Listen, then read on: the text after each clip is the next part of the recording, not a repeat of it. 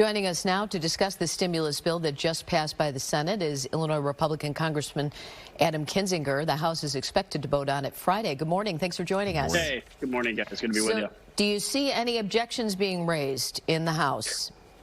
Not that I see. You know, there'll be some debate, which is a good thing. But I think ultimately we realize this has got to get done. This is, an unprecedented time. We haven't had anything like this in our country for 100 years, and it's time. It's time to get this done. So I think it will before the weekend's over. After the last election, the last recession, people were angry at bailouts for corporations and for banks. And are you looking to see issues for money going to corporations?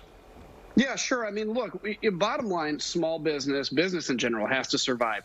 In 2008, we bailed out the people that caused the problem, right? They were the ones that created this financial meltdown.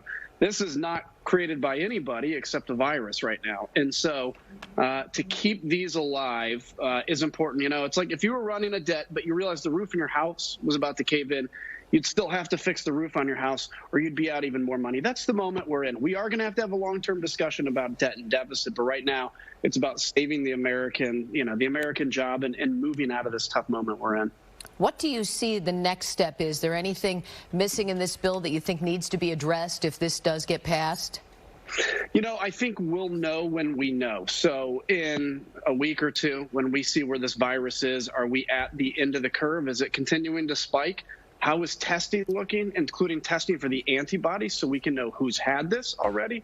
And then what's the job picture looking like? And then we can go back and do more if we need to. I think it's important to be cautious. This is the biggest bill that's ever been passed out of the Congress. So let's see how this sits in and see where there's help needed. But I think it's better to overshoot in helping people instead of undershoot at this really difficult time. And I think we've done a good job in this. Congressman, you tweeted not too long ago that COVID-19 relief should combat misinformation.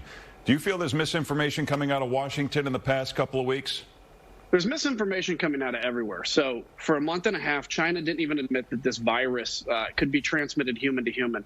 And we know that in fact, a recent study said that 95% of these infections could have been prevented if the government of China up front said, this is going to be a huge problem. And now it went in 5 months from being basically discovered in China to everywhere in the world. And when it comes to Washington, D.C., I think at the very beginning, the administration should have been out and talking about how dangerous this is. We should have been getting testing out. There's going to be all kinds of time to find out what went wrong. But I think right now, let's get this thing done and then have a real conversation about what we did right and wrong and fix it for the future, not because of the November election, but because this may happen again and we need to make sure it doesn't. All right, Congressman, thanks for joining us. Anytime. Thanks, Congressman.